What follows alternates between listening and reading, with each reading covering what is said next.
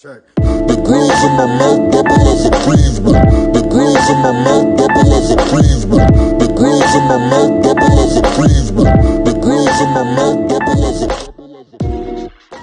All right, guys. Well, welcome. We're at the first studio interview for the iPoke podcast. Here's my guy, Chris. What's up, buddy? What's going on, man? Good to see you, man. Great to see you. How's everything? Dude, it's going good, man. Just, been training. No school. School's all online still for some fucking reason. Fuck you, Niagara College, man. But yeah, how's so I just want to get right into it. Let's go back to December. Yeah. Do we have to? No, I'm just kidding. I know, I'm right? just kidding. Yeah. Not the best month. Yeah, so we had you on the podcast. It was you, me, and Giancarlo via Skype. And you're ready for, at that time, it was Tarps Off Fight Club, right? Yeah. And you were ready for the first event. It's be Niagara Falls Convention Centre. I was fired up. It was like a day before. I was ready to go to the presser you had at the hotel there. Yep. Like the weigh-ins. Then, man, what happened, man? We get fucking our capacity pulled due to the Omicron stuff. So what happened was essentially we had like X amount of space inside, because the convention, the way that it works, it's like 3 rooms, right? So like there's like the one big hall and then like a middle section and whatever. So when the government had announced they were going to knock the capacity back, that would have really screwed us. So we went with the venue and we were like, okay, well, what can we do to expand the space to keep the capacity? Because at that point we had already sold, I'm ballparking here, 800 and something tickets, right? But in that space, half would have been about 400 and something. So we would have had to been like, yo, you can't come, you can come. So at the time, they were also getting ready for a True's New Year's Eve concert. So at first they were like, yeah, there's not going to be any problem. We'll give you that half a thing. Yeah. And the day comes, we get a call. They've already started building the stage. It's all stacked in there. There's nowhere else for it to go. So for us, it's like your capacity gets shot down to about 400 people and you have 800 tickets sold. What can you do, right? We piss off a lot of people. Right. It was one of those situations where like it was such a tough call, but it was just like with everything else that goes into putting on these shows, to then have to go and worry about that. Like imagine if you're someone like Michael Imperato. He's the best ticket seller and maybe the biggest draw in Canada. And imagine I had to go to him and say, listen, 45 or 85 of your people can't come. Yeah. You know what I mean? That what garbage that would have been for someone like him who brought a lot of people. Same with Scotty, same with any of those guys, right? It was just a bad situation. That night the NHL got canceled and everything too. They started to start to prepare to take the capacity right out. And then the NHL went back down to like 0 people in again. It was bullshit, It was bullshit, dude. But you know what? Coming back and it being summertime, no vax pass, no masks, like fire me up, man. I think I'm more excited now than then because there was always that vax pass looming over, bro. Like anytime I would be like, yo, come out to the show, go reach out to people, they'd be like, dude, I would if I was vaxxed. Like, so to not have to worry about that this time, man, is like such a blessing. And like, I'm so fired up for it because that stuff's like, I don't care what side of the fence anyone sits on with vaccines or whatever, whether you got it or not. The fact that we were like checking people's health stuff to get into events is fucking garbage. It's just something you don't want to invade on, right? Yeah, it's like you kind of feel like a douche, man. Like, dude. And I felt like it's the venue and it's the Ontario rules. But when I would tell people that, they'd be like, "Oh, that's unfortunate." Like it's not us, man. I don't give a shit. They gotta understand that too, right? It's like, I didn't care. Like it was really tough. So you know what? While what happened in December sucked, I was glad we were still able to pay all the fighters for coming in and making weight. Shout out to you, man. It's quick, like a lot of places, I just wouldn't have even you fucking sucked your word. I made a post when it was originally canceled saying like the fighters were paid a certain. I know what amount, but they were paid, so it's not like they were fucked. Yeah, everyone got their show money, right? So perfect, obviously some guys would have got win bonuses that you don't get because the fight didn't happen. Yeah, but exactly. Everybody who showed up and made weight made their money for showing. So perfect. If you showed up, scaled in, and you were good, even if they didn't make weight, and everyone actually made weight too, which was incredible. Shout out to that's all a those miracle. guys. Like nobody missed. It was actually pretty crazy. So yeah, anyone who showed up got paid, and that was important to me. And yeah, like you obviously a lot of people put that out there, and there are a lot of shitty promoters. Yeah, and people that wouldn't do that, and they would be like, well, we're taking a hit. We don't have any revenue coming in. We're not paying you shit. But that's not the way way to do business, man. No. And you know what? We're not in it for one show. We're in it for the long haul. Run. Yeah. So to even think about doing something reputationally damaging like that would have never happened. And I respect the hell out of what these guys do. Like you train, you know what goes into it.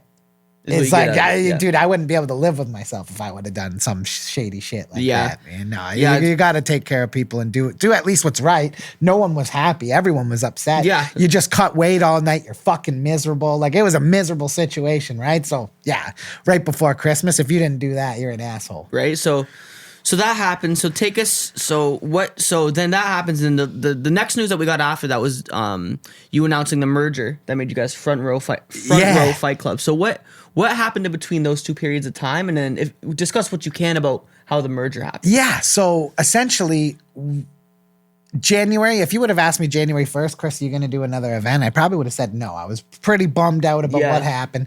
Obviously, your business gets taken to the fucking cleaners. You lose your shirt when something like that happens, right? You're paying out a ton of money, ton of people show up. You got to pay it all out. There's no tickets coming back in.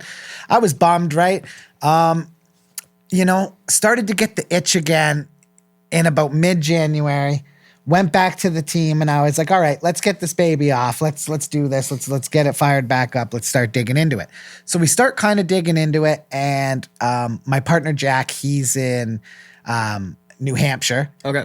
And then our chairman is a guy named Lincoln, who is actually from the UK. He works in like television production, making game shows, working on projects like that. So he's our chairman. We go to him. So in that time, he had a technology company coming for a whole other different deal. Right. And they had a meeting and they just said to him, like, what are you working on? What projects do you got going on? Right. And he said, oh, well, I'm involved in MMA. And they're like, oh, we love MMA. We're huge into MMA. What's that all about? Right. So he gave the story, talked about what happened, talked about how we had paid the fighters. And we were about to actually try to bring this back for April 30th. Right. Because that's when we had heard the restrictions were going to loosen. It actually didn't end up happening. It ended up happening a little before that. So we were like, April 30th was the day. But they ended up reaching out and being like, we want to be involved. They did a deep dive on all of our, we were able to generate quite a buzz for our first event. Like, there's other promotions around here that maybe have been around longer, but kind of weren't grabbing that buzz. Yeah. Like, we do this, right? Like Tarps Off Sports is a media entity. We've been on social media. Last year we had millions of views on our videos and impressions. So like, that's what we do, right? So they saw that, but their front row technology, they're going to come in, they're going to come in and partner. They didn't like the name Tarps Off Fight Club. It's so Canadian, right? Like Tarps Off, like we all know what that means. You're going to take your shirt off, fucking maybe yug a beer, have a good time. But, they weren't a fan. They were like, well, what do you think about changing the name? And at first I was like, fuck you. I ain't changing the name. You know what I mean? You know what? It started to grow on me. I was like, front row, like that's where you want to be in the fight. It's kind of like that premier seating. We want to be a premier combat sports organization. Now, the good thing with front row coming in is like, while I love Canadian MMA and I want to provide a great infrastructure for people here, the vision that these guys have is bigger than that. So, our second show is going to be in the United States. Fuck. Do you know where? Around where? You can't say nothing? No, it'll be in the New England area. Okay. The New Hampshire, New England area in there. We do know, but nothing like until I sign the paperwork, I try to keep it out. But we will be in the States. And like I said, they have a whole bunch of other stuff and partnerships they're working in, not even just North America, because these guys are all really, really savvy business guys. Yeah. Both retired in like their 40s. So, they're living large, right? They're living good. So the direction of the company certainly changed. Because when I first came in with Tarps Off, it was like, I saw a huge opportunity in Canada. And this is no disrespect. I think BTC and Unified and BFL, they're awesome. Like FLA, they're all awesome organizations. Samurai for a first show in Quebec did a great thing. But everybody is so like content, like we have this little part and we have Ontario and we have here and we have here, but like, no one's going for like the pie, you know what I mean? Like in England, it's Cage Warriors. Like there's different countries where like there's that premier MMA organization. Like LFA is basically like the minor league. Like if you're a champion in LFA, chances are you're going to get a UFC shot. Yeah. And my mind at the time was becoming like a Cage Warriors of Canada, where it didn't matter where we went in Canada, we were going to be the top dog. That's what I wanted to build. Now it's changed, and not just being MMA as well. We're going to definitely have other avenues of combat sports mixed in with the cards, especially on the second show. I'm talking about possibly doing a kickboxing tournament, and et cetera, in the middle of it. So, you know what? Based on the good things I think we did with handling a bad situation as far as we could, it ended up leading to this, right? So it's like things happen, right? Everything happens for a reason. I'm not trying to be like one of those, I'm not a God person or nothing like that. I'm just saying that like sometimes if you just stay the course, these things go the way that they're supposed to do. And I think that Front Row Fight Club and this project is what we were actually meant to do, and we have the ability to pull it off. So I'm super excited about it, man. Yeah, bro, dude, it sounds so... I was so confused. I'm like, because I haven't really checked in a while, right? Because your page in a while, because, the thing happened. I'm like, okay, whatever. And then one day I'm like, Front Row Fight, like, who the fuck are these guys? And I saw your pretty face on there. Yeah. Oh, shit. Talking about, the merger. I'm like, oh, shit, man, it's back on. I think I sent you a message right away, man. I'm like, listen, bro, I want to be, I want to fucking cover it. Do something, absolutely. Talk about this. So... the fights that you have already announced, so just go over the fights that have been announced for the card right now. Yeah, so we have Xavier Nash, Niagara's own Xavier Nash, just lost I'll call it, I like Scotty too. They're both great competitors, great guys, but that was a tough split decision loss he took back in March at, I believe it was BTC 14. Yeah. That was at the Meridian Center, right? No. That was in London. The one in London, Clash. At the London one, but, controversial split decision loss against a great competitor like Scott Hudson. So Xavier Nash obviously looking to get into the win column. Now you look at it and you see a guy like Xavier, 11 pro fights, 6-5. He's taken on Jordan Balmer, so we kept that fight from the first event. Jordan is 0-0 in professional MMA, 5-2 in amateur MMA, but he has been boxing professionally. He just unfortunately lost a title fight back in March for the Canadian middleweight title, but he's the number one contender in the Canadian middleweight boxing division.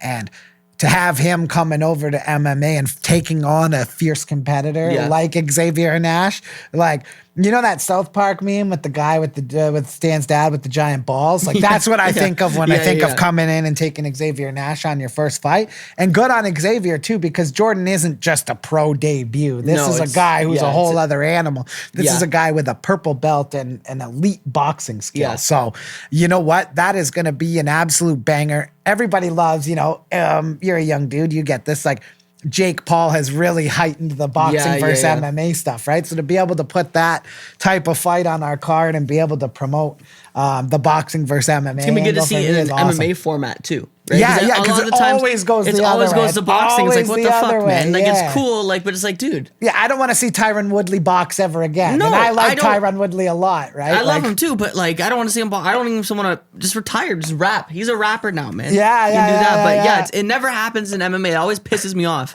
All Eddie Hearn, all you fucking promoters out there, whatever, do these boxing versus MMA things in a MMA ring. I know they tried to do it with that triad combat shit.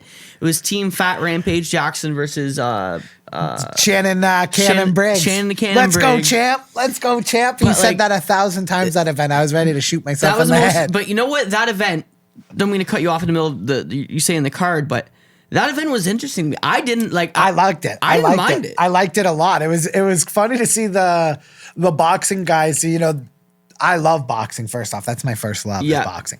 But to see them they were squirming in the clinch a lot with the MMA guys. How they allow that extended clinch in the triad rules. That was really something. But I was shocked that Rampage and Shannon Briggs didn't come to blows because Shannon was just driving Rampage nuts that whole event. That was dude. Rampage. No disrespect to Rampage. He's getting thick, eh? Oh, he's thick. He's a thick boy. I love Rampage. I mean, yeah, man. You know what?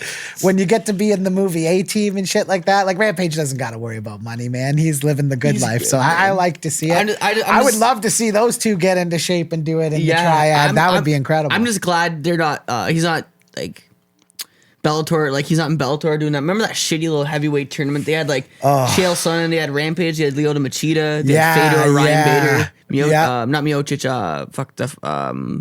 I know what you're talking about. Yeah, I'm like, I'm glad Bellator is kind of strayed away from that bullshit. Yeah, was Vanderlei in that? No, I think him and Rampage just fought. Yeah, because Chael and Vanderlei fought in Bellator. And then Chael and Rampage fought because they made the bet. Chael said, if I can take you down 3 times, you owe me this much money. And he took him down like 4 or 5 times. Yeah. Chael was one of the best. Chael's one of the best, man. But yeah, so back to Xavier, Nash, Jordan Balmer. What else you got, bro? We got Johann Segas. He's the owner of probably the most viral knockout in the history of the sport. You ever see that clip where the guy's kind of boxing him up a little bit? He starts dancing and then boom, he gets kicked right in the face. Oh, shit. So Johann is the one who kicked that clown right in the face. That guy retired, obviously, after that happened. He never fought again. He's fighting, obviously, Louis Jourdain, coming back to MMA after 2 years. He's been boxing as well. His brother's having extreme success in the UFC, Charles Jourdain. Oh, shit, man. Yeah, Louis is the brother of Charles, bro. Oh, shit. I had no fucking clue, he's 5-3, taking on Johann Segas, Charles, who's 3-1. Message me back. I'm trying to get you on the podcast, bro. Respond to my DMs. Come on, Charles. Maybe we'll put in a word with Louis, see if we can get him. Actually, I have Charles' agent on the phone. I have his phone number. Maybe we'll text him and see if we can get that set up for you. But yeah, that's a massive fight for us. You know, Louis. You brought up Eddie Hearn. He boxed on one of Eddie Hearn's cards a couple months back, and then he boxed again for another on another big, pretty undercard. So he's had some really good undercard boxing. But 5-3 as a mixed martial artist, really, really, really sound, all around good fighter with good hands. Him and Johann Segas, who's coming in from France. That's going to be an absolute that killer name's fight. Scary. Johann. Oh, dude, and like you got to see this guy. It's incredible that he makes 135. He's jacked, bro. Yeah. He is so jacked up. This guy. When you look at him and Louis next to each other, you think like you'd think the guy outweighs him by 20 pounds, but he gets down to 135. But you know, if you're asking me, Louis definitely has a lot of the technical advantages in that fight. But it's going to be a banger of a fight. You know, I know a lot of the promotions. And you always want to get debut guys and guys through and keep pushing people along in the sport. But I think it's exciting to have these sort of stylistic matchups. And that's a lot of what our matchmaker and everybody goes through. And Xavier Nash versus Jordan Balmer, great fight. And then Johann Segas versus Louis Jourdain, great fight. And you know, there's Unified and Samurai. Yeah. So we'll see where some dominoes fall, because if guys go out, get a quick first round win, you know, you're already in camp, you're already on weight. You got the BTC Burlington card in what? June early the June, right? 4th, I believe that card is. Yeah.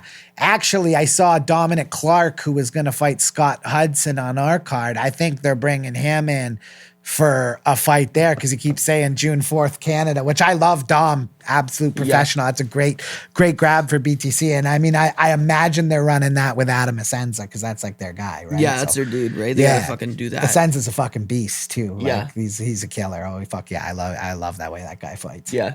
Yep. So to go back a little bit, so obviously the original TOFC card was canceled, Omicron. What do you think, like, the impact, like looking back on it in 2 or 3 years from now, when you look at how COVID impacted the world? I think, you know, not to sound selfish, but the sports world it really impacted the sports world. Yeah, man. I remember the first day I was in high school. It was like grade 12. We were leaving for March break, whatever. Okay, COVID's happening. We didn't really fucking know. Yeah. I never went back to high school after that day. Yeah. But I remember we had TVs in our foyer. And I remember, it's weird, like, put this in a movie. I remember seeing the TV.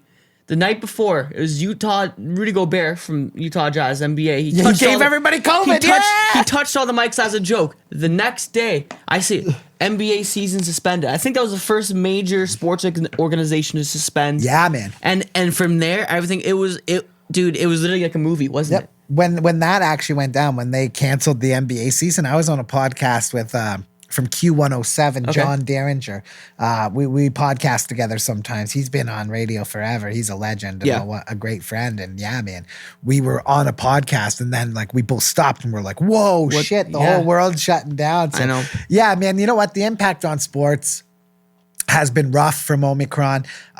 Obviously, you know, like when it comes to the high level NHL, NBA, NFL, all that, it's like these owners are billionaires. They'll survive. Yeah. The real hard thing is on the small businesses, right? So Yeah. like that's where it's like, you know, we just got to get past this, move on For before sure. we do any more societal damage than we've already done. So like that's why I'm just like no masks, no vax pass. No mask. I suppose raw dogging it, man. Yeah, we're all just raw dogging the fresh air. fucking, that's the way to go, bro. Hell yeah. Yeah, man. And I hope, like, not to get too political in the podcast here, but me and John Carlo being from England, couldn't be here today, by the way. He says hi. What's up, John Carlo? But it's weird, like, to see, like, the rules, like, so how it is in the state of Niagara more, and then how it is in the state of England, right? Right. Not the state, but like the state. You know what I'm trying The to say. state of each place. I know what you're saying. Yeah. But yeah, it's just weird to see like the differences and the similarities between the two places and how we're so far away yet the rules are very similar. Yeah. I think they got rid of their vaccine passports a few months before us. Yeah. And the mask mandate was still mandated, but it wasn't ideal. Like Yeah. most places. I think it was more suggested than it was like enforced, right? kind of like it is now. Right. Like you still get all the health officials telling you to wear masks. It's like why'd you like Yeah, why it's I don't know, man. I'm like those people like Fuck and her, listen, Audrey, I don't that's all know I'm if saying, I bro. would have I don't know if I would have done a better job if I was in office. Yeah, I'm one I of guess, those people right? that always thinks like I got into covering sports and wanting to promote because in my mind I always think, well, I could do that better, but I don't know necessarily if I could handle that situation better, but I wasn't elected to handle that situation. Yeah, They it's were. like, that's what and I'm they saying, all man. fucked up. So I'm like, everyone's like, oh my dude, yeah, I we don't listen to elected any them. of that stuff anymore, Whatever, man. man. It's over. I'm done talking about it, bro. Me too. If I get one more mask mandate, one more vaccine No, I passport, can't handle that again. I'm moving. I don't even know where to move. I'll go to the States as a My refugee dad or something. was just in Florida for a month, and he said it was beautiful. I might move to, but that's the most expensive state in the world now. I know, it's in the United crazy States. down there. It's crazy down there, man. I'll go to Texas. Yeah. In the Joe middle Rogan. of COVID, I I'll went rent out down to his basement. Vegas. And that was crazy because we were at our height of like everything being locked down. Yeah, no yeah. gyms open, no anything. And then I go down to Vegas, I go down there, I go to the High Rollers tournament. I go spend time with Jake Shields, his personal friend. Yep. And he takes me out to this bar.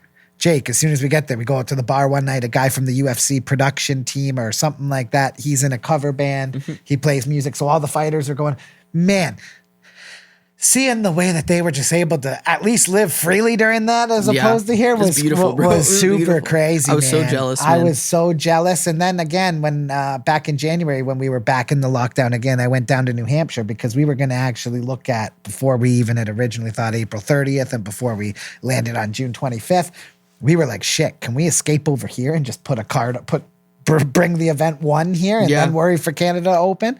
And dude, down there, same thing. Could be in a bar, could be in a place, didn't have to give a vaccine. Now, when you were in Massachusetts, you had to wear the mask, but you didn't have to give a vaccine. But still, just like you said, man, everybody handled it differently. But let's hope that these politicians stay away from our health and safety because like half of them are look like they're on the Chris Mancuso diet. And I'm like, I wouldn't be giving anybody advice on their health. The Teresa Tam, bro. She looks like she's ready to die any fucking day. All of them. I'm do not that. saying nothing because I don't want to get mixed up. I'm not doing no threats. Okay, I'm not saying nothing. Yeah. But like it just they don't look that healthy. No, man. that's what I mean. Yeah, it's weird when Doug Ford comes out and starts telling us what we got to do for our health. bro, it's like come on, me man. and you, Dougie, should get on a fucking treadmill together and start running. Like, let's worry about that. But hey, at least you're doing all something good. more fucking productive than him, bro. Absolutely. Yeah. So let's talk about move away with some UFC shit because I always like to talk to you because you know your shit. Yeah, we got the big one this weekend, buddy. Huge we got fight. Oliveira, Gaethje, Chandler Ferguson. Then we got what else we got? Oh, dude, there's a few bangers blanking on out this here. card. Then we got the Cerrone. Yeah, he's fighting. What's his name? Joe Lozon. Joe Lozon, yeah. Dude, that is crazy. That's like two legends that I don't know. want to see fight each other. They should. I saw Cowboy getting pretty emotional about it. I think coming soon. It's him versus Matt Brown. I think should be the final one. that would be interesting, man. That would be interesting. I'd like to see him and Nick Diaz or something like that. Maybe run it too. If That would be Xavier fights interesting. again. Yeah, Xavier I fights know again. that was a bad performance. I was sad to see that. But listen, Gaethje and Oliveira is a super interesting fight, man. Yeah, man. We saw Gaethje and Chandler put on an absolute Frustrating fight. What a show. You know what? I think Gaethje can beat him. The last two fights, Oliveira has gotten rocked in the first round each time, right? Against Poirier. And then when he won the title, before he got rocked in that fight as well. against Chandler, right? Yeah. When they were fighting for the belt, Chandler almost dropped him and finished him in the first round. Yeah. If you do that against Justin Gaethje, I think he's going to put you to bed. So if the fight goes into like the middle of the second round, I think it's going to be Oliveira. But I do think Justin does have the ability to turn Oliveira's lights out, and Oliveira's going to have to start a little faster than he has in his last couple performances. Do you think, me and Giancarlo always make jokes about this all the time, he's been on the Oliveira train even before he was champion. Yeah. I like Charlie Olives. Do you think that his reign and his top is something that we will see that will, like, a dominant reign? Like, you see Usman with the welterweight division. You see Izzy with the middleweight division, and Francis with the heavyweight division. Do you think it's the same? It's going to be the same situation with Oliveira with the lightweight, or do you think that division's just too stacked? Like, to me, the champ in a year, I don't think it's too far-fetched to say Makhachev's the champ in a year. No, I agree. Islam could absolutely take it. So no, like, I'm with you. Like, I honestly have a feeling Justin Gaethje is going to win the belt this weekend. I don't know why. I just have like an inkling. So I'm going to say no. Throw some money down on Bet365. Legal in Ontario now? Yeah, we can bet now. We got Score Bet, which Totally is owned by wasn't betting Barstool and MGM. Oh yeah, I was betting like on what is it, My Bookie? That's just like all offshore fucking shit for sure. But whatever. Hey, so you like El got to get your Chapo doing fix. that Yeah. shit. Oh yeah, absolutely. Feels so illegal, dude. but it's fun. Yeah, It's super fun. So you got Gaethje winning that. You know, like, Giancarlo, I know we're going to talk shit about him because he's not here, but he's an Oliveira dick rider, 100%. Yeah. He rides Oliveira's dick, and he rides Hamzat's dick, too. Oh yeah. We got to talk about something after about Hamzat, because I want to ask you this question, but Absolutely. I think Oliveira's going to win. I think because Oliveira's striking is very underrated. I think he's the most underrated. He's not the best striker in the UFC. But he gets no credit for it because of how he's good on the ground. Yeah, right? it's very underrated. I think his stances. He's a long, lanky dude. So it's very awkward stance. It's kind of like when you see Dominic Cruz fighting. It's very fucking like you don't know where he's going to come at you with, right? Yeah. But his jiu-jitsu game is top tier, best in the world. Yeah. Like rivals. Oh yeah. Anyone's, right? It's up there, yeah. So yeah, you got Gaethje winning. I got Oliveira winning. In terms of the Chandler, the most interesting fight. The people's main event to me is Chandler Ferguson. I hate that fight. So let me say this: I think the Chandler experiment did not work. I don't think it worked. I don't think it was a success. I don't think it's what they wanted it to be. The Chandler Gaethje fight to me was the most frustrating fight. Although it was an exciting fight and although it was entertaining. Yeah. Like Michael Chandler is a top tier wrestler. Yeah, he shouldn't have got into Why a is he going to banger a slug match with Justin Gaethje? Why is he putting his hand, like, fucking shoot? He shot one takedown. Dude, like, it gets me so mad talking about it now. Like, was that fight frustrating to you because of that reason? And do you think the Chandler experiment worked? If you can put a thing on it. Because it's not over yet, I guess. It's not over yet. And if he gets a win over Tony, he'll probably end up grabbing, I imagine after the fight that him and Justin put on the first time, they could even try to run that again. Yeah. I like Michael Chandler, but I agree. I think that was a terrible strategy to go in there and try to bang with Gaethje. Yeah. I think he had a chip on his shoulder after coming over and it not going the way, he gets the first win, but then he gets into that fight with Oliveira and, like I said, he had him almost finished in the first round and then he came out and he kind of blew it. So it's like, I get it. I like Michael Chandler. I think he's going to destroy Tony Ferguson this weekend. I think, dude, Tony Ferguson's last 3-4 fights, he doesn't look like the same guy. No, I'm not sure what happened. Something's happened, and something sometimes it can break, or I don't know, man. But I like after seeing Chandler be able to stand in there with Gaethje, like I'm almost worried that sometimes guys. And I love Chuck Liddell. I have so much respect for him. Yeah. But he kind of stayed around the sport too long. BJ Penn. And I worry about Tony continuing to do that, especially because he's still kind of in a decent spot in the rankings. Like, I think Michael Chandler's going to blast him, dude. Do you think? Unfortunately. I don't think the finish is going to happen, dude. The finish didn't come with Oliveira. And the finish, Gaethje fucked them up. They had to stop the fight. But Chandler wasn't. I think Chandler has that knockout power. Yeah, I think Chandler can knock motherfuckers out.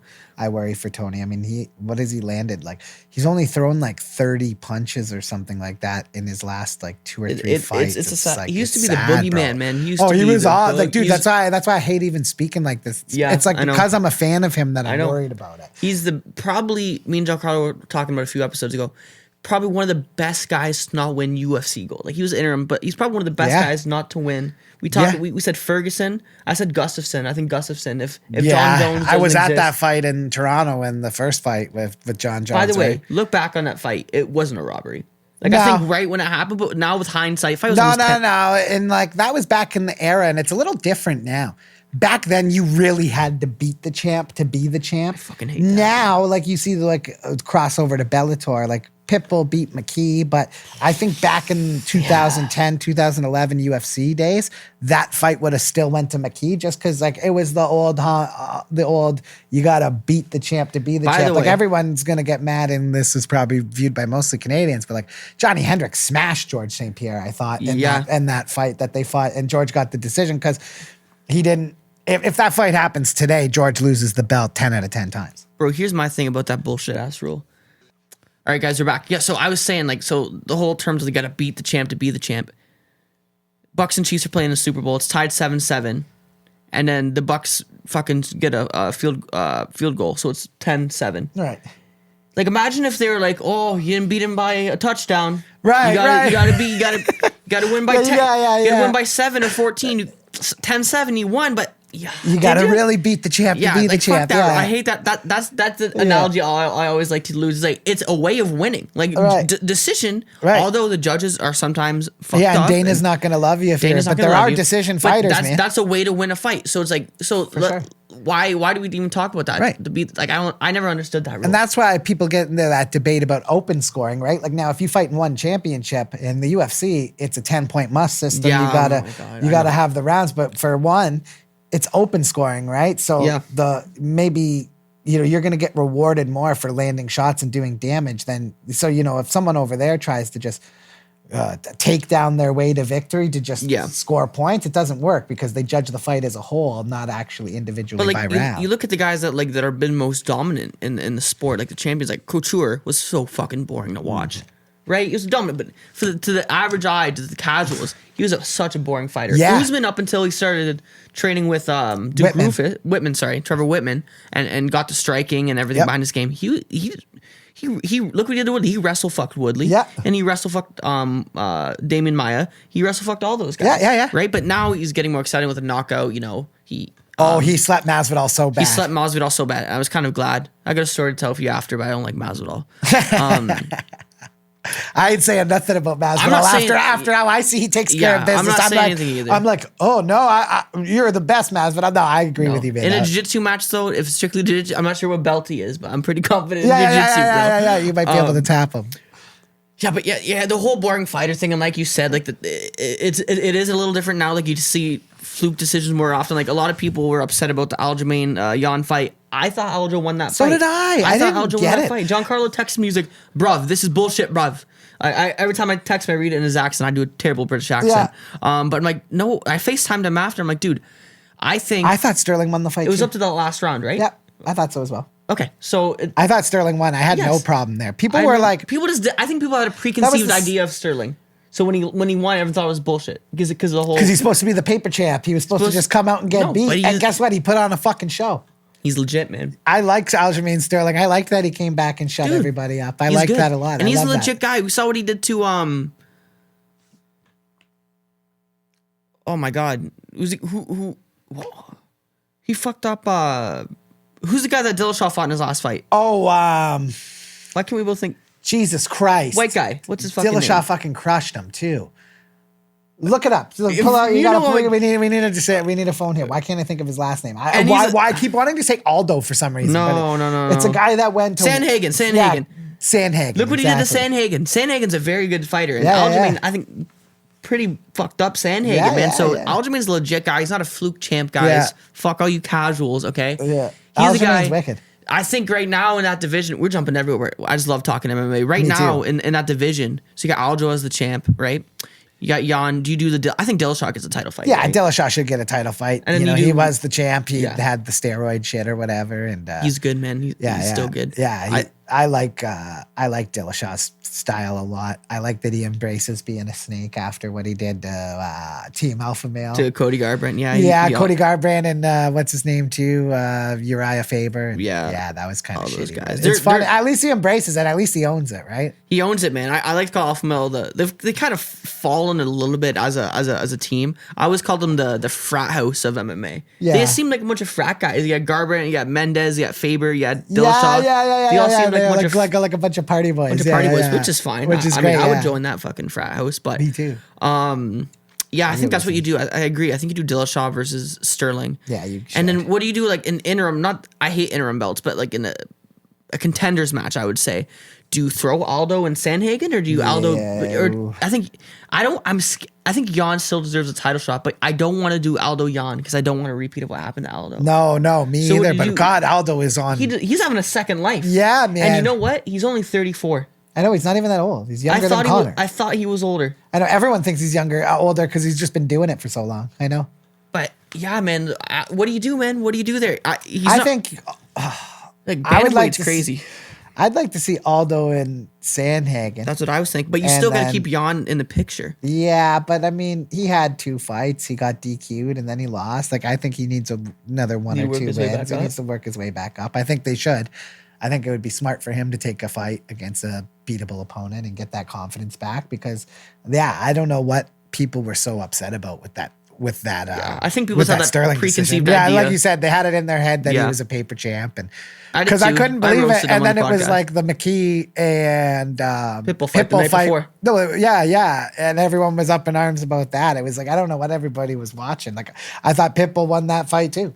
Oh, see, I thought McKee won that fight. Yeah? Yeah. It was Okay. close. Like, it was one of those things like where you think one guy wins, but you're not mad. Like, Right. you can think another guy won the fight, dude, but not be oh, pissed. shit, yeah. It happens all the time. I remember the last time I watched like boxing, like Gervonta Davis versus Ortiz. Like that was, Yeah. I had Gervonta Yeah. and he ended up winning, but I made sure I said right on our watch got- party, I was like, I will not be mad whoever wins this fight. It was that close. You guys do Kinda watch parties? Oh hell yeah, bro, always.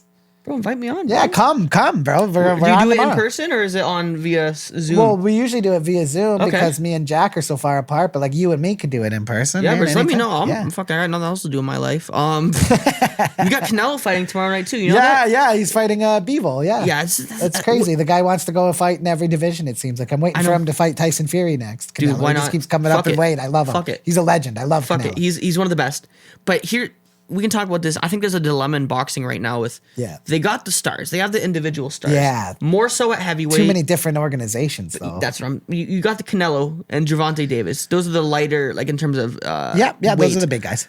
But in terms of the stars are in heavyweight. You got Right. Fury, Wilder, Joshua, Usyk, Ruiz, Ortiz, yeah. all those There's fucking so many guys. good- You had the there's so many- Klitschko's before they're kind of Yeah, retired Dillian now. White isn't shit either. I mean, Dillian White is I know decent. Tyson made quick work of him, but But that was always going to happen. What do you think? Do you think there's a solution? You kind of just said it. Do you think there's a solution?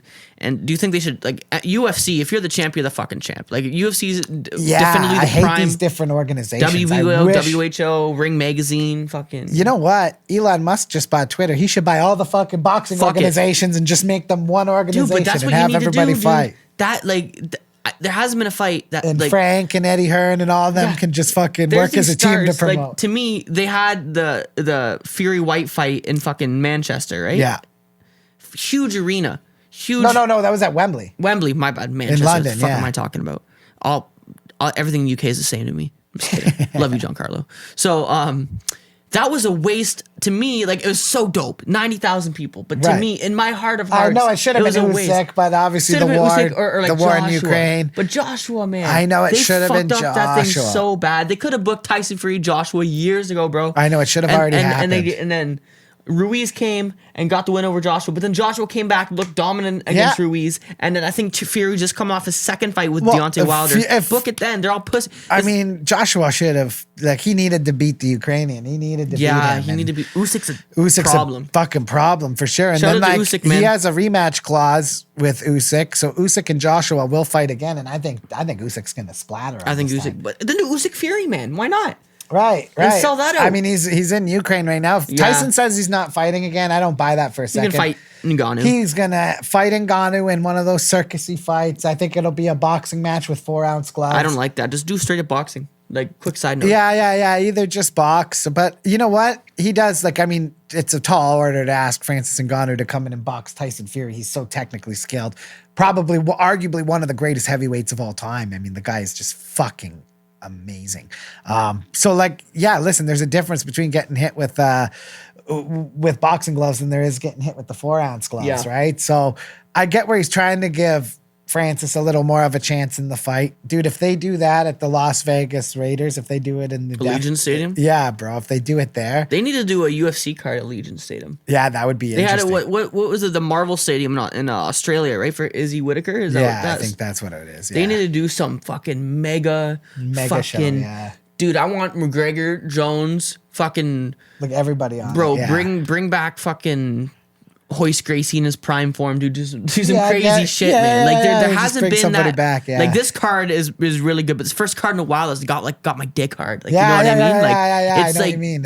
It's been lacking a little been bit. And lacking. you know what? These fight nights don't help either. Like, Dude, sometimes the fight nights like I'm kill glad my they're doing flow. it back in normal arenas though. It kind of Yeah. killed my flow. Like like it gave me a complete innie when I'm watching the fucking like UFC like in a big stadium arena, and then the next weekend they're back at the fucking Apex. Yeah, I know, Like, what are we right? doing? It's like it's an up and down wave with like how the whole vibe feels, I guess. What do you think of? Do you see those leaked pictures of those cards for UFC? Yeah, yeah. What do you think? Do you think that's true? Do you think it's fake? Do you think it was leaked on purpose? I know everyone's like, oh, Hamzat and Nate. So of course, first thing I do is text Jake Shields, Nate Diaz's best friend, right? Ask the validity about it. I said, is this true? And he said, I don't know if it's true for sure. He goes, but last Nate told me was if he ain't going to sign an extension and he wants to fight again, the UFC wants to give him Chimaev, right? Like, All right, guys. so Yeah. yeah, I think it is real. Do you think I it's a very wasted? real. So this is Nate's last fight in his contract. He's been pretty vocal about that. Oh, he's going to Bellator, I think. Do you think it's a wasted? I think he fights Jake Paul. But do you think it's a wasted opportunity to have his last fight in the UFC with Hamzat? I thought you complete the trilogy with McGregor. Well, the UFC would definitely want to, but I don't think Nate's interested in that fight because he is, dude. It's a money fight. yeah, I don't think he's interested in that fight on the last fight that his deal is currently at paying. Now, if Yeah. Nate were to fight Hamzat, go fight Jake Paul, get his bag like you think maybe. Yeah. If the UFC comes calling for a Conor fight when Nate's out of contract, the pay is going to obviously be a lot higher than the contract that he's locked into now because Yeah, they need true. to finish that trilogy. I don't think there's anybody in the world that thinks they don't. The two trilogies that never were finished, that DC and Jon Jones, and then you have McGregor Diaz. I think those are the two biggest trilogies that were never completed. Yeah. Yeah. Right? It has to be. Although I think the Poirier McGregor third ending, like Conor acted like such a jerk after that. But I thought it was hilarious. yeah, it was funny. But I think people were like, oh, he was getting, it's like, it wasn't that big of an advantage for Dustin as people make it sound. The first when you go one was back a and lot look. more on Dustin's side. Oh, Because he had the yeah, boxing, that tight boxing. Oh yeah, yeah. But I mean, stance and- McGregor snapped his leg, right? So Yeah, like, I that's think there's such a still, big- I think there's still a place for them to run McGregor and Poirier again. You do it at welterweight? Because Poirier's been talking about going to Yeah, welterweight. I would like to see Poirier fight at welterweight. I'd like to see Poirier and Colby Covington fight The next. thing about it is, Poirier could fight at welterweight, but you look at those fucking dudes. Like, Colby's a big guy. Usman's fucking huge for welterweight. But Colby would run right through Poirier. That's what I'm saying, Colby too. would he would do exactly what he did to Masvidal. yeah, I think so too. It would be And the Masvidal exact and same Poirier are fight. boys, I think. Yeah, they all train at American Top Team, right? Which Yeah. is where Colby used to train as well. Yeah. Yeah, that Diaz thing, man. I don't know. Yeah. Hamzat, it's weird. Hamzat's gonna win the fight, but like everyone's like, oh, they're gonna kill Diaz, this, that. It's like Diaz was the only guy that went out and fought fucking Leon Edwards. He's the Like only dude. everyone's been And he didn't go trying down. not to fight him. He didn't get knocked out. He went He almost five fucking- rounds. he with almost knocked him He out. almost knocked him out if he didn't point at him. I If he almost actually shit my got pants. at him. Dude, when he hit that slap to fucking Like, right fuck cross, it was so funny. I don't think he wanted to win the fight, to be honest with you. Nate don't care, dude. He's out there just He doesn't give banging, a making shit. money, dude. It's like, dude, if there was no rounds, Diaz would have a way better record. If you had to fight until someone was actually finished or done, Yeah. like he's lost a ton of decisions. I know, Right? You know what I he's mean? But if like there was no limit on it, and it was like fight to the He death, beat he'd be one McGregor of in the his best of prime, all too. time. He beat McGregor in his prime. Fucking dude, he was training for a triathlon. And He beat him on his striking. prime in like 12 days notice. That was the greatest thing. So Yeah. who do you think... This question is always hard to me. I think Nick, in terms of fighting, is still the better. Yep. I think his days in Strikeforce, his fight with Paul Daly in Oh, Strikeforce, dude. his championship run there. Dude, yeah. In his early days in UFC when he fought Silva and he fought GSP and he fought BJ Penn, I think Nick Diaz is still the better fighter in terms of his opponents and skill-wise. Yep, I But agree. in terms of marketing and No, social Nate's the fame, best at it. And maybe that's just because Nate's fame has been more in the social media age. Right, well, yeah, and like, dude, like, you fight Conor McGregor and beat him at the height of when he's the fucking champ and everything like that. He choked him out. Yeah. Like, that was just massive for Nate Diaz. That Massive. introduced Nate Diaz to young guys. They were like, Nate Diaz, who's this guy? And then you learn about Stockton. Dana where White's they like, come Nate from. Diaz isn't a needle mover. And then after that, he's like, yeah, he moves the needle. Yeah, not a needle mover. He's the second biggest draw in the entire UFC behind Conor now. Yeah. So do you think there's another guy? Conor McGregor is probably one of the biggest stars we'll ever see in any combat sport, like individual. Right? Yeah. He's Individual. special, man. He's special. Do you think that is there any fighter that you see now that can get to that level?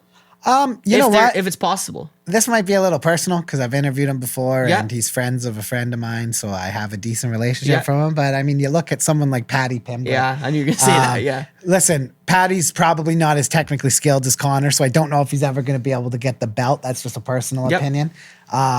And I think the amount of weight that he puts on in between fights will eventually catch up with him. That's not healthy. What he's No, doing. do you see- so- Guy swings 47 pounds in 9 days or some Quick shit. pause. Like, So you know Brendan Schaub has that food truck diary Yeah. show? Do you see him on Patty on the most recent one? I saw it on it, but I haven't caught the Oh episode my yet. god, Bro, I he bet looks it- big. How does he? Bro, he carries all his weight in his face I know, too. it's so bad. It's You hilarious. can't maintain that. But bro, the guy sold out the fucking the I know, fucking the O2 O2. arena. He sold it out. Like, Turned they're O2 into all the there O3. they're all fucking there for Paddy. They are. Like, dude, Paddy could sell out the Liverpool stadium. He's a That fat fucking check he got from Barstool. star. Yeah, thank God for that because his UFC pay is fucking 12 and 12. Here's my thing. One thing with Patty Pimblett. I understand UFC fighter pay is an issue. I do acknowledge that. Yeah, of course. But I don't think he's the right guy to speak out on it just because he's getting that 1 million from Barstool. Yeah. I mean, yeah. If Like, you know what I'm saying? Right.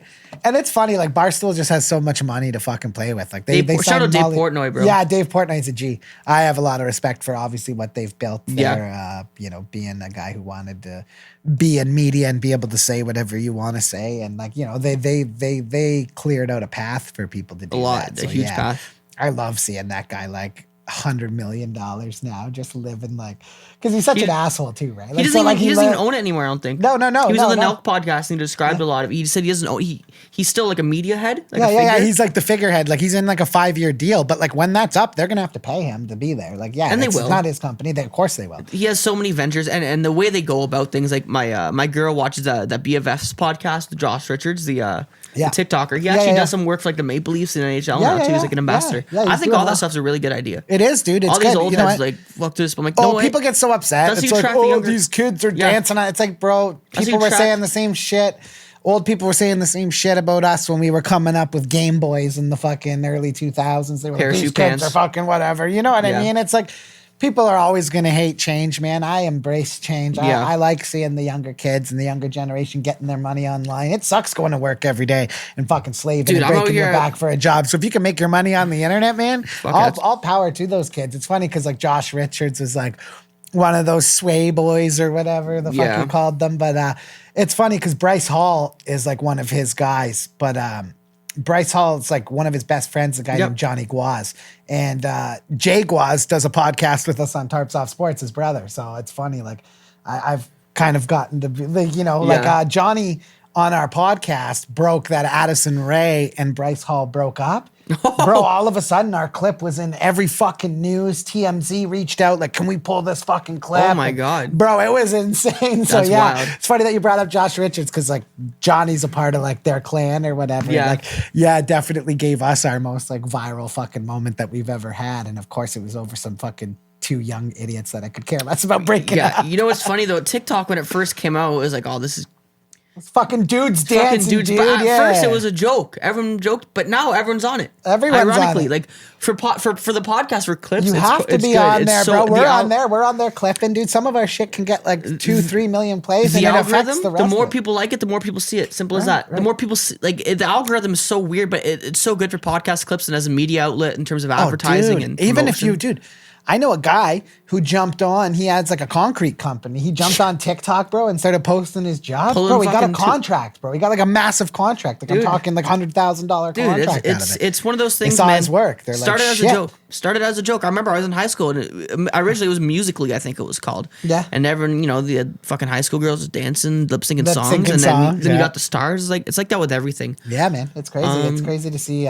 Even just being in, I've been doing this since like 2017 or 2018, podding and covering sports, and it's like dude, Twitter was the be all end all. It's like, it couldn't be more farther from the truth now. Yeah. Like, it's crazy just how fast technology is just advancing in general, man. And like, you gotta, like, you're a young guy. Just keep, It's never hard be to keep afraid up. of change, dude.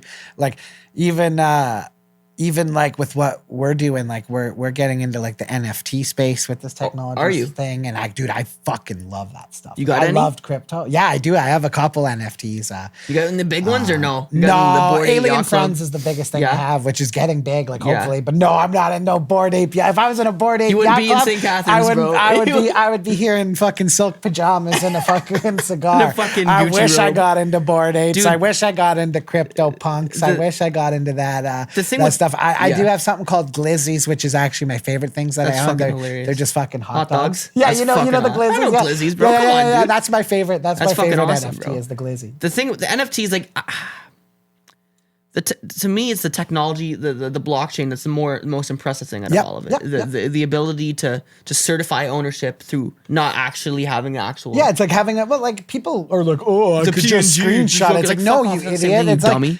like you said, know. with certifying it on the blockchain, it's essentially you're getting a certificate of authentication. Like you can print out or you can get your buddy to make you a Wayne Gretzky rookie card the exact Sure. same way It's and not- print it out. It's not a Wayne Gretzky and you're gonna be rookie able to card, tell. though. No, exactly. And it's a certificate Yeah. of authentication, basically when you that put is- it on the chain. that's the best right? way to explain That's it. always how I try to explain And all NFTs these to boomers people. like, I can just fucking take a screenshot. Oh, you have it too. I'm like, no, it's not, you fucking boomer. It's not that, dude. You don't own it. It's not Come on on, the Dad. blockchain. No, I'm It's just like, kidding. yeah, exactly, man. I think, so yeah.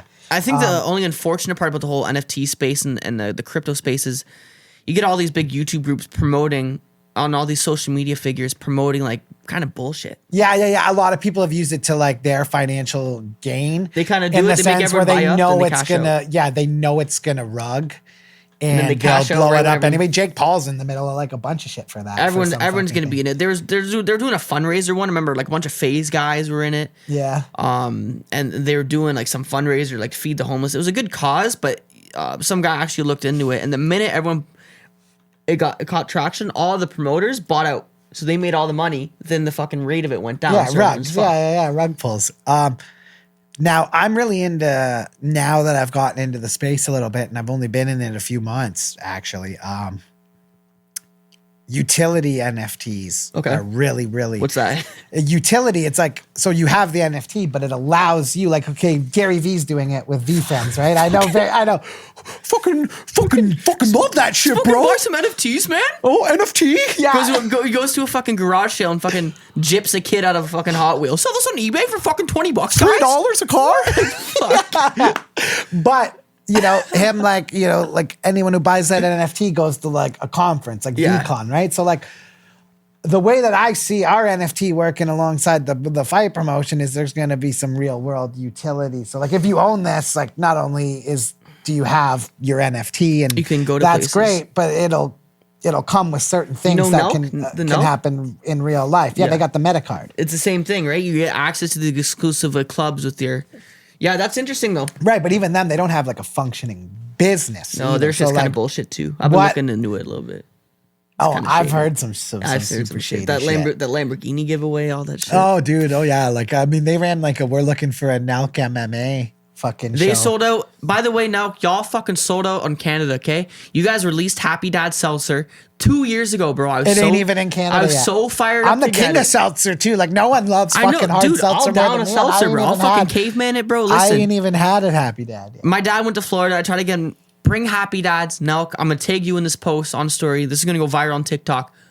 I'm gonna make this is a clip right here. Chris Mancuso, Ryan Bradley, I put Let's go. podcast. Nelk, bring the fucking Happy Dads to Canada. Let's go, Bring it to boys. Ontario. Fuck. We need Guys are it. killing us. This is getting clipped. Hashtag bring Happy Dad to Canada. Okay. How's it not in Canada with Kyle? Like, he's from fucking Mississauga or whatever, right? Like, Kyle's he's from he's a Sauga. 905 guy. Like, Jesse's from Saga. yeah, Like, how- they're I based know- out of Canada. I know, bro. I know. They sold It's- out. They're like the bare naked ladies. They fucking sold out in Canada. That's Yeah, what they went did. to the States and took the money. Good for those kids. Good for them, but, But no, like going back to the NFT space, Yeah. it's like, you know, I think you're going to see a lot of businesses because the world's going that way, right? Yeah, NFT 100%. space, the Web3, the Metaverse. new way of the fucking metaverse, everything, right? So I think you're going to see a lot of businesses try to cross what they do and bring, like I said, some utility. And that's what I'm really into is like, what can that NFT get me, right? Because it's like, if I'm going to Pussy. put the money into it, what it can get you, bro. That's what it can get you, bro. Yeah. Oh, is that like big with young people? Like if you're like an NFT collector, do the chicks Dude, like that? what was the They thing think in the you're 90s that if you had like a boombox, like what was Oh it? yeah, bro, or like a 6 Sony Walkman. Dude, or if you have some shit if like you have that. an NFT, I you're was slinging puss. not that old. I was like in the iPod generation. Dude, you're when the slinging iPod puss if came you out. have a decent NFT. I guarantee you. I wouldn't know. I have a girlfriend. I don't have any NFTs either. But I know some friends. I know some people that live in Toronto. They got the Bored Ape Yacht Club. That is fucking They got crazy. some They're sexual rich. benefits in life, bro. Yeah, I That's bet, what I dude. I know. bet. Well, fucking the bitches love the NFTs. Bro, I that's what it guess. is, man. That's where it's at, bro. That's so funny, man. That's fucking. That's where it's hilarious. at, though, for young kids. Yeah, man. Yeah. That's awesome, man. And like I said, it's not going to change, right? So Yeah. to be able to incorporate these projects and like you said, the metaverse, bro. Like fuck, I would love to have a fucking octagon in the metaverse and put on shows in the fucking Dude, metaverse, bro. Oculus shit. Do you got an Oculus? I was at my friend's house a few nights ago. I put on the Oculus, and I was at a fucking stand-up comedy show in the metaverse. Yeah, bro. It was so. I thought it was fucking hilarious, too. I'm buying into it. Fuck it. I know everyone's talking shit about it. I'm buying into the metaverse. Dude, I'm getting I love an Oculus. Fuck it. Man, dude, me too. I'm buying into it. I don't care. Hook me up. My buddy put on the Oculus, of course. I went like the same thing. I was in like some cafe and there was other people there. But I thought it was crazy. And then of course he, being a guy, he had to throw like the porn on and it was like you were in the room, bro. It was kind of fucked up. I was like, you almost got like that fucking guilt. Like, you know what I mean? You're like I felt like a voyeur or something. Like I was looking in someone's window or some shit. It was Dude. fucking crazy. But Like, is this I'm cheating, with bro? you, I don't know. Yeah. It felt way more real than just throwing on the That's Pornhub on the hilarious. old thing and going at her, right? I It's like I you're right finished in there. Pornhub. No, I'm just kidding. Yeah. As my friends told me, like, what are you doing? I'm like, finished Pornhub. All right. Back to fucking MMA. So we have the Gaethje. So what do you think about the potential matchups? So back to that photo that was leaked of all the cards in the background. Yeah. So we had the Nate Diaz Chimaev. What do you think? What do you think of both Jones Miocic? Jones Does it happen Miocic in the should summer? happen. They owe Miocic, man. I felt bad. Miocic like waited around for DC I know, all we the got time. fucked. Like always had to give title shots, right turnaround to people. He gets dropped by Francis, and it was a great shot. And anyone would have went out from it. Getting hit by Francis is like getting hit by a Ford Bronco. The way that he kind of was just thrown to the side, I think that they owe that title shot to those two guys. And Jones, He's been, you know what though? Say what you want about Jones. He's had his troubles, 100%. Of course. But the way I look at Jones is when you look at his end career, okay, not what he's done on the outside. he's the greatest maybe He's the- martial artist of all time. That's what I'm bro. saying. Because people like to pick and choose, right? They say Tyson's the greatest of all time, which I agree. I think Ali's the greatest, but Tyson's one of the greatest. Yeah. But they don't include his problems outside of the ring. No, it's like, he gets a free pass or something So on it. It's Jones in his resume is the greatest of all time. And he's been waiting. He's been bulking up. He's fucking 265 He's at huge, least dude. right now, which makes me nervous. I figured he'd go into heavyweight as a lighter heavyweight, Yeah, like like a just like a 245, Cyril Gahn sort like of a thing. 245 guy. Yeah. But he looks like No, he's thick, bro. He's coming in. I'm at worried. 265. Are you worried? I worry for him. I think Stipe. Yeah. I think, John didn't look great in his last couple light heavyweight fights, but Yeah, that- sometimes when guys go up to heavyweight, though, they find that comfort. There's not that hard weight cut. There's Yeah.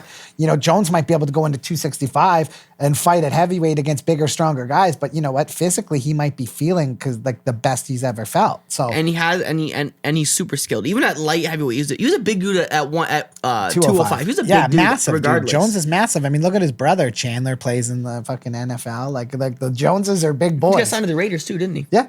The Joneses are big motherfuckers, man. Like, They're just there's natural three brothers. athletes. They're all athletes. The yeah. dad's pretty fucking yoked too. Yeah, dude, they're all huge. It So just- I I think would it just- love to see that fight. I like seeing O'Malley. He's supposed to fight fucking Munoz, Pedro, yeah. So everyone's been clamoring for O'Malley to take a ranked opponent. Well, here we go. Yeah. We got Sugar Sean in there taking one. Misha Tate and what's her name? Calderwood?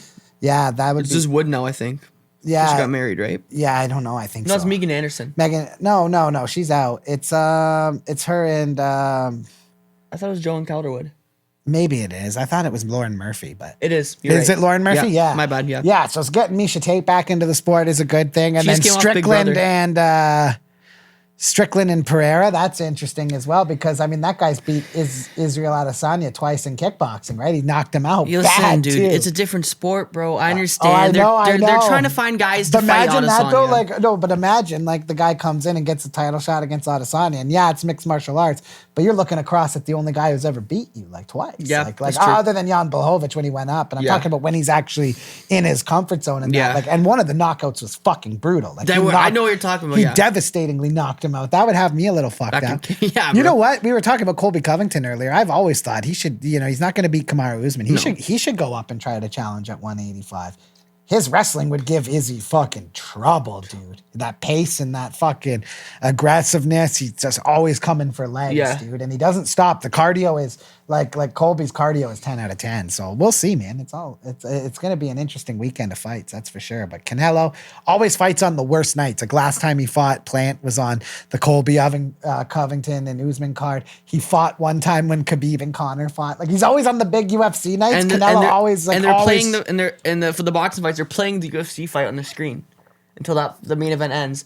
But Canelo's supposed to walk out at 11. That's in the middle of the fucking UFC. Yeah, but Canelo made them wait one time till like 12:30 almost, remember? But then they got pissed at him. I don't know if he's able to do that because him and Plant were already fighting during the fucking Colby Usman fight. I had two screens going. Yeah, me too. I was pissed about it though. I was like, fuck. I want to be able to in-depth watch each fight, right? Right. Okay, so so I want to talk to you about this as well. Do you think there is an issue in the UFC in terms of their weight divisions with there being, okay, let me give you a few examples, okay? Yeah. So welterweight, you got Usman. Yeah. Middleweight, you got Adesanya. Mm-hmm. Heavyweight, you got Ngannou. Mm-hmm. Bantamweight, it looks like you're going to have Aljo. Mm-hmm. And featherweight, it looks like for the most part you're going to have Volkanovski, right? Do you think there's an issue with there being a deadlock at the top of the divisions? In each division, like Colby and Usman are so far above the rest of the guys in the division. Adesanya, Whitaker probably far above. We'll see what happens with Cannonier and Strickland's. Yeah, I like Strickland, but like stylistically. No, I think you're seeing sometimes, and that's just the way it goes sometimes, man. Sometimes there's just a couple guys that are far and above the rest in the division. Yeah. Like, not to bring him up again, but my friend Jake, Shields, right? Like, I mean, if there was no George St. Pierre, I think he would have had a fucking title for sure, right? It's like sometimes that happens. 100%. That's why I was saying I think Colby should go up to 185 because I think he can compete there, but I think if he fights Usman 10 times, Usman's going to just get through those decisions 10 out of 10 times. I think he's just a little better of a striker than him. I think if anyone were to beat Usman, it would be Colby. Yeah, I think he's the only one that can. I don't think Leon's not up there. Luque's not up there. Bilal Muhammad, you could maybe hump his way through it. If right. Hamzat's not beating Usman. No. But look what he did. He had Gilbert Burns. Exactly. Pieced him up good. And everyone's sleeping on Diaz. Like, oh, Diaz and Hamzat, he's going to kill him. He's going to kill Diaz. And it's like, I don't know. Gilbert Burns and Nate are probably pretty on par with their boxing skill, right? And it's like, Nate has good jiu-jitsu as well, obviously. Very good. But he'll never take you down. No. Like he doesn't want to. He just wants to scrap, right? So I think that you're going to see him and Hamzat trade, and I think that it's like, I think Hamzat will win, and I think it'll look very similar to the Gilbert Burns fight. Like everyone's talking like Nate Diaz is going to die. It's like I don't think that at all, dude. Nate's never going to die in a fight. Like he's a G. The only time where I've seen him get brutally fucked up recently was that Masvidal fight. Masvidal was fucking. Oh yeah, dude. And people are like that stoppage was bullshit. I'm like the fight was going one way anyways. Yeah. It sucked to see it stopped on a cut, but that's what else was the outcome going to be? No, it was so weird. I hated that whole BMF thing. Yeah, it's so dumb. They had the Rock out there putting the belt. I'm like, what the fuck are we doing? What the fuck's here? The Rock doing here? That was funny when Nate was all upset about the Rock being friends with Masvidal, right? Because they're both Miami guys. Yeah. He said he can get it too. he was ready to get it too, man. Yeah. Fuck the Rock, man. Fuck the Rock. Dude, listen, the Diaz brothers are fucking legends, man. Oh, dude, of course. Yeah, I love those guys, obviously. But yeah, I think that's an interesting fight. Hamzat, I just want to see, like you said, I think Nate Diaz will probably get roped into boxing Jake Paul.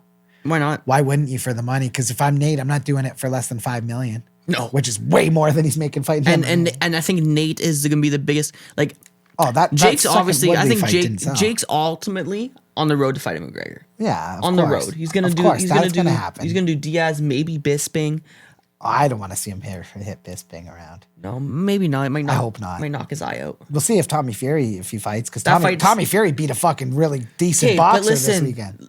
I understand he had the this fight, past weekend. but look, all the other fights of the guys he's fought before. Have you seen the Bums. records of the guys he's Oh, fought before? cans, dude! Your They're first all 10 losing fights, records. yeah, your first 10 fights in boxing are usually against cans. Like, but this guy was what 8-1 or no 10-1 that he was. By the fighting. way, Tommy, I'm not the biggest fan of Jake Paul, but by the way Tommy Fury was fighting, I think Jake Paul wins that fight. Yeah, maybe. I mean, it's just so hard because Jake's never fought a boxer. I know.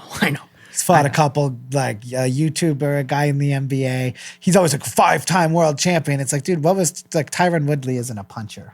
No, it's like you're misleading everyone. Yeah, you're yeah. misadvertising. I get it, dude. I get it. Like, why wouldn't you take on guys you know you're going to beat? It's the same. It's no different than fighting cans in boxing, except for you can sell the cards. Like, you're always going to fight cans in your first 8 to 10 fights. I disagree. I think Tommy beats him. Okay. I do.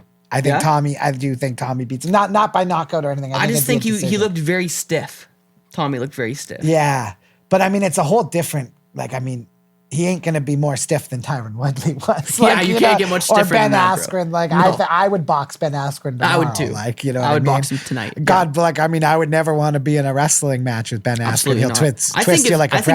I think if Ben Askren and Masvidal fight 10 times, Ben Askren wins. Oh, 9 out of 10 times. You think so? Yeah. Okay, Yeah. cool. I We're think glad we're on the same page. That's controversial to say. No, it is because of the way that Masvidal finished him. But like, that's where, you know, Ben just lacked those smarts. Like If Ben dodges that knee and gets a hold of Masvidal, it's over. Like, he's just gonna lay on him for the fucking 3 rounds or whatever it was, or 5 rounds, and just lay on him and do what he did. I mean, he was great at one championship, great at Bellator, and yeah, I mean, but you can't take away from what Masvidal did there. That was, he picked his shot, he called his shot, and that was a fucking G move.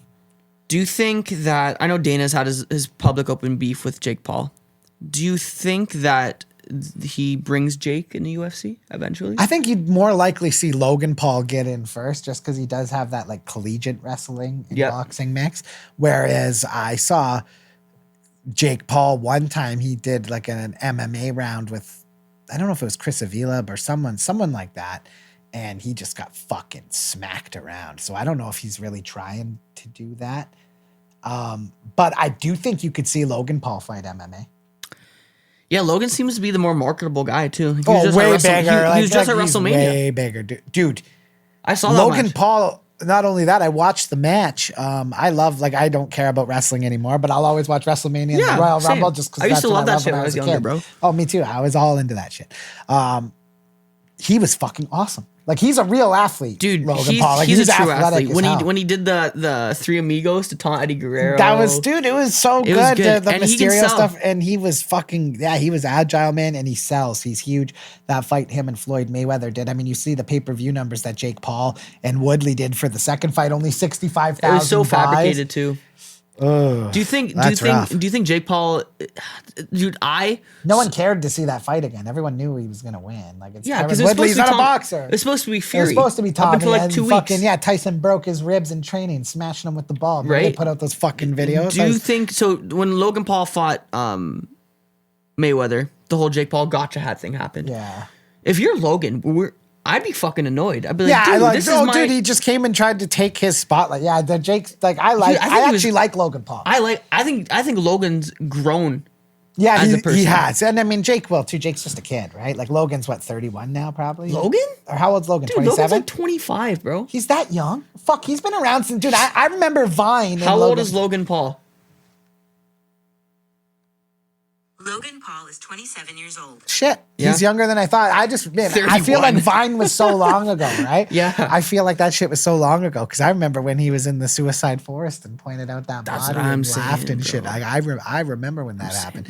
But he's been around a long time. Yeah, no, you know, Jake's what, 22? Yeah. 23 maybe? Like, he's going to learn some lessons. But Logan's definitely, like you said, he's grown a lot. And he's the A side of the Paul brothers. Like, he'll always sell more than Jake. Yeah, I Jake think so thinks too. he's like the big one. Jake but he's tries not. hard. Yeah. Jake tries so hard. Yeah, Logan doesn't have to do Logan- anything. People just either watch because they think he's great, he's inspiring, they like him, or they fucking hate him. I love 'cause his he's Logan Paul. podcast. Impulsive's a great podcast. I love it. It's literally probably one of the top tier podcasts. It's one of the best podcasts next in to the yours world. and mine. Yeah, of course. Yeah. No, but legitimately, like, Impulsive is probably top 5 podcast in the world, if not Dude, top 3. have you Like, it's up listened? there. My girl listens. Have you listened to Call Her Daddy at all? Oh, I used to listen. I remember Alex Cooper and other Sophia with an F. They used to be with Barstool, but Yep. it's just Alex now, and they're Yeah, on Spotify. yeah. I remember when that whole drama went down. I That was listen jokes. I listen to that shit. I'm like, oh my god! But you listen to her talking. She's like, I'm not sure why. I'm not being sexist, but I'm not. The way their content on her podcast, you would assume, but she's actually a very smart, intelligent person. Oh, she's so smart, dude. But The you girl wouldn't tell. mixes like when they found her, she mixes her entire show, audio, Yeah. video, everything. No, she's like, dude, you don't market yourself and get to where you're getting with No. Logan Paul and her, and people like that without being really, really smart. Just like the way she on their podcast, she has a certain demographic, so she has to talk about certain things. But yeah, when you hear her on the getting open, fucked like, and stuff. yeah, getting fucked in the ass and whatever, right? Yeah, but yeah. when she's like individual, like she's individual, she's very sound. She's very like, it surprised me. So shout out to them. But the top podcasts are probably like that. Rogan. Call Her Daddy's huge. Rogan's the biggest Call in Her the world. Daddy, Impulsive, Full Send. Full Those are Send. massive Full Send. podcasts. I love that podcast. Yeah, that podcast. Pat good. McAfee. Pat McAfee is McAfee, wicked, McAfee. wicked. He's not with Barstool anymore. He right? was with Barstool. Yeah, he was. You know, he's on his own. He doesn't need Barstool. He's one of those He's guys. huge. Like, Barstool's created some stars, Bustin' man. with the Boys. Bustin' with the Spittin' Boys is Chicklets. great. Chicklets is obviously great. Biz, he's from Welland. Yep. I like that podcast for hockey anyway. But you know what? Hockey for me, dude, that whole the whole culture there, it's starting to go towards that woke fucking sensitive What are you bullshit. doing? They And know- sometimes I wish the Chicklets guys would like speak out more against it. Yeah. So like while I like Chicklets, at times I resent them because it's like, stop Be buying honest. into this fucking bullshit. Because And none of you guys are like this. you know All they you don't. guys are fucking beauties. That's the thing. But I get it too when you know, things got to make dollars and cents more than they make sense when you're in that kind of industry, right? You got advertisers, sponsors, people you got to fucking appease. Right? That's why I like podcasts and hopefully yours blows up huge and mine blows up huge as well. But for me, right, you might have the same attitude. I don't want to get to a certain point where I want to be owned Right. by a certain company, by a Barstool, by a TSN, by a Right, you lose control the second you get on, right? What Joe Rogan did was perfect. Right, He still owns his shit. He has Spotify just for the strictly distribution rights. Mm-hmm. Now, there was some controversy when all the episodes reported over and the Alex Jones one wasn't on there. A few of the Joey Diaz ones weren't on there. I love fucking Joey Diaz. Fucking cocksucker. I fucking love Joey. But there was some controversy. Fucking 250 milligram Death Star, dog. Shit'll knock your pussy in. That's exactly, bro. But like that I want to get to that point. I don't, and I'm scared because I feel like if I ever get to that point, the money will be tempting. Yeah. If I come to my company, hey, we'll give you this much for this amount of years, that will be tempting. But I don't know. It just It's podcast space is free. You and I talking right now. You have your own podcast. I have my own podcast. We're talking. Yeah. All these new shows, they don't do that. No. You never have a TSN talk show and a Fox guy will come on and talk. No, never. Never. They never cross over. It's that old, like you said, that boomer mentality. Right? Man. And it's not fun. No, it's not fun. And like we were talking before we even started with the music guy, just talking about how rap, right? Like back in the day, I was saying, like, I love Nas and I love Tupac and everything, and those fucking sides hated each other. But now you see the rappers, they all work together, man. They all work together. Because it's like three labels. They're like they're trying to all make each other money with features and get each other seen. And if they see a guy who's good, put him on with this guy and he'll call in a favor. It's like, it's way different mentality. And that's where you young guys are going to thrive in the way that the technology is going compared to even some people in my age range, but especially like in our parents' age range. Like those people weren't wired like that to understand that there's something out there for everybody. Like, bro, there's money out there for everybody. There's listener viewership for everybody. Even like coming into Ontario here, like, you know, like there's promotion that like doesn't love that we're here and acts that way and tries to make things difficult. And it's just like, bro, there's enough pie for everybody. Don't be a dick. But you got to watch out for the snakes, though. I feel, especially in the podcast industry and the fuck music yeah, industry. assholes too. Like you'll get tons of assholes. You get those bro. guys, especially in the music guys industry. who are looking to find out exactly what you do so they can try to do the exact and same thing, bro. Music Chameleons. industry, music industry, the labels, right? They'll sign you, throw a lot of money at you. You'll release your first album. It goes really well. Then they sign another guy, and then you're just kind of on the back And shelf. then they shelf you, too, And then and they then you shelf can't you. even record with anybody, Look what happened yeah. to Lil Wayne with Birdman. I'm not sure if Right, you keep up yeah, with all that. fuck yeah, I The Carter know. 5 fucking was, how long was that waiting for? How long years, was like 10 years probably? like you look at Death Row Records with Suge Knight. Look what Right, he did right. to everybody. I mean, now Snoop owns Death Row, which is that's the fucking biggest funny, fuck you in man. That is history, and I love it. A huge fuck you, and it's a fuck you that's deserved to that guy. It's too. deserved. 1000%. This podcast industry too, man. Like there's lots of people, but you know, I think it's in the good. But the thing is, there's so many podcasts too. It's really hard to find and go out and do your space. I think in the MMA space, in terms of podcasts, I think most of the market is with Ariel Helwani with the MMA Hour and MMA On Point. Yep. I think those are the two biggest. Those top are, dogs. yeah, those guys are huge. But I think in dude. terms of the small, there's still a lot of market Well, available. the combat sports is still growing. Like you brought up Triad. That's a brand Yeah. new variation Yeah. of the sport. Like hockey, football, basketball. They've been forever. around for hundreds of years. Combat sports outside 20 of years? boxing, it's what, 30 years? Yeah. 35, 40 Mainstream, years what, maybe? 15 like, for yeah, mainstream? Yeah, mainstream, not even, I mean, fucking Jake and George St. Pierre was the first legalized fight in Ontario for Yeah. MMA, and that was only in 2011. or legalizing, it was just I was sanctioned already in 21. I was already fucking. Look at New York. deep in the fucking liquor sauce and all the Yeah. partying. Then, like, to think like that happened in the time that I was like a grown ass man, like essentially like a grown boy. It's fucked up, man. It's like it hasn't even been that long. There's still so much growth. There's so much evolution. Yeah. and not everybody lasts forever, right? Eventually, Ariel's gonna go and retire on a beach with his family, with his fucking hundreds of millions of dollars, and. What do you think about him? Personally, I think Ariel is one of the best, if not the best, MMA journalist in the game. Okay. From a talent perspective. Mm-hmm. Personality wise, though, like kind of a dork. Like Jake, actually speaking, we can talk about at the Tyron Woodley and Jake Paul 2 fight. Nate was in the crowd. He And was with Jake, yeah. Jake was Yeah, there. yeah, They were yeah. standing right next to him, right? I think they showed him on Ariel camera. was like sitting with his mask on, and then he would like go up and get right close to people without the mask on to interview them.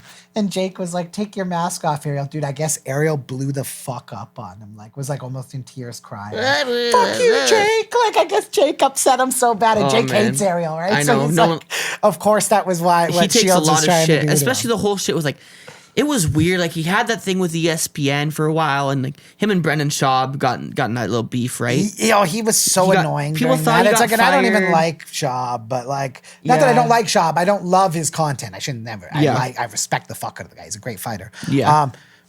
But yeah, like just He's when not he was fighting. like, when I see them, they run. He's like trying to like quote Tupac. It's like, Ariel, you're a fucking dork. You're a brother. dork from Like you're talking Canada, about bro. Brendan. You're talking about Brendan Schaub. He could legitimately homicide you. Like could homicide I get you. where he upset you, and I think That's I fine. think he was owed an apology. That's but it's fair. like. Don't beef. Also, when you're the type of guy like Ariel is, he pushes buttons. He always did it with Rampage. He does. does I it with know. guys. Like guys get under Nick. his skin and Nick Diaz. and Nate. Anybody, yeah, dude. Why do you think Jake fucking still gives it? Like Nate likes Ariel. He's like, come on, don't give him a hard time. Jake's like, nah, fuck that him." Nick quote was like, "You instigate fights, but where I'm from, people like that get slapped." Yeah, Dude, people that get one- slapped. Yeah. You like to instigate fights at the fight. Ariel has balls though. Where I'm from- He's got to have balls. You do. If you want to be the top journalist and do that, you have to sit there. He's got to and have not the be balls afraid. of a fucking elephant, dude. Yeah. Like I said, the wheelbarrow. The only thing I don't like is this show's fucking 4 hours long. It's too long. I can't do that. And he has like 30 guests. 30 guests. Yeah. Dude, you can see that I don't want to come to a point where my podcast has to be reliant on guests. No. I don't want like if we like obviously you're gonna get a guest, viewers gonna go up. You That's have to, natural. you have to. But I don't want like if it's just me and John Carlo, I don't want viewerships to go down. Right. I always like I'm always weird about that like shows and podcasts having like guests. Like you and Jake have your show. Yeah. But you and Jake are on the show regardless. Right. So you guys are fine. Yeah, you we've, guys only, we've only done a couple guests. and that's fine. Yeah. But like Ariel's like 4 hours. 4 hours, Kayla Harrison, every fucking sport, every manager, everybody's on. It's like that's cool. I don't want to hear. I don't give a fuck. About I Eddie, can't. man. I know guys that sit through and watch the whole damn thing. And That's it's too like much. I'll watch like if someone's coming on like Tyson Fury or I watched a Joe Rogan 4-hour podcast. yeah. I'm Especially, up for it. especially if it's about something fucking crazy. Like for Alex sure. Jones and Eddie Oh, Bravo. dude, I watch that. I watch that. Yeah, I watch that all the time. I love when he yells at Eddie. I go to sleep to that. Eddie loves talking stuff he saw on YouTube as fact. Yeah. Nah, man, it's all good. This is the wave of the future, man. Catch it while you're young. Yeah, dude. I'm glad I hopped into this. Yeah. You know, we just over a year old. I think March 7th was our first episode. We had Jimmy Smith on for our very first episode. Yeah. Bellator commentator, UFC. Yeah. He kind of got fucked out of the UFC, which Yeah, is yeah, unfair. yeah, But definitely. he's It actually happens. WWE now. He's commentator Sure. for Monday Night Raw. That's awesome. But yeah, it was our first podcast. We kind of went from there, started slow. We're really picking up steam now. Our YouTube videos going 800-900 views. Good, We're getting to dude, like good. almost 400 subscribers on YouTube. Good, man, Up to yeah. 1,000 followers on Instagram. big scale is pretty small, but for us, like no, but it all, dude. It's when you hit those milestones. and we have this. Like this is a big milestone for me. Like I always record from my fucking desk through Skype with Giancarlo, but it's nice to have a studio like this. Like shout out to Josh, he's back there. Suitcase Studios, by the way. Yeah, thank you, Josh. Fucking beautiful. I love this place, man. I can hang out here all day. I want to start fucking ripping some guitar in here. Right, some fucking ripping some random shit, man. Hell yeah. Yeah, so fuck, anything else? Any final? So Saturday, June 25th, man. Brawl by the Falls, Front Row Fight Club 1. Tickets available at fallsconventions.com. Yeah. Make sure you're there, man. If you're in Niagara, this is going to be the hottest sporting event of the summer. The Ice Dogs, we all saw what happened with them this year. They stunk. Their ownership's a fucking nightmare. Everywhere. Nobody even wants to get behind the team anymore. Did you see those messages were pretty bad. So they're going to have to sell the team before everyone piles back. So you know what? Well, the Burks are busy fucking that up. Come on down and watch some people fight, man. I said this last time. I made the joke our last podcast together. I said, go in your mom's purse, steal some money. That's your mom's right. probably cheating on your dad anyways, so it doesn't fucking matter. Yep. Go buy your tickets. A Front Row Fight Club now, bro. And is it going to be available through Fight TV again? It's not actually. We're going to do our own. We're going to do our own pay-per-view. So just to lower the cost, you know. Yep. One of the things I'll give you guys before we leave is like, if you want to order, for example, a BTC, LFA, anything like that, FLA, you know, you're going to spend like $40, $50, right? When you do Fight TV, they're taking a big thing. You got to charge more. So we've actually been working with the developer, and we're going to have like our own streaming service, and it's going to be how a much? lot. Like, do you know how much exactly? You Under can't say. $10. Guys, Under even if you $10. can't make it, under $10, bro. That's a fucking Tim Hortons meal. Yeah, okay? it's legit getting a fucking wrap and a coffee. Skip a month on your Pornhub premium subscription. Whatever you got to do, guys. Yeah, I don't know if I want people sacrificing that much, but you know, no, dude. exactly. Honestly, if you pay for porn, you're kind of a loser, anyways. Bro. Yeah, that shit's free and it's everywhere, it's man. Everywhere. But okay, so guys, this has been our first live in studio interview with my boy Chris Mancuso. Tarps Off Sports is the company name. That's Front it. Row Fight Club, June 25th, Scotiabank Convention Centre, Niagara Falls, Ontario, Canada. Get your fucking tickets, get out. Let's have a night. And then, we'll have the after party announced soon, and we're going to throw a banger after for sure. And we got a special guest coming next week through Skype. We kind of put a thing up. I'm going to announce it right now. Let's at do the it. end. It's going to be Dewey Cooper, former coach of Francis Ngannou. Coach at Extreme Couture, Extreme bro. Couture. Like Jake's the coach at Extreme Couture. I met Dewey. Dewey's fucking dope. We're having him on next week, but fuck that. This is the Chris Mancuso interview. Don't want to talk too much about anything else. I love Dewey Cooper, man. Shout out to Dewey. We'll be back next week, guys. Thanks for tuning in. Thanks, guys.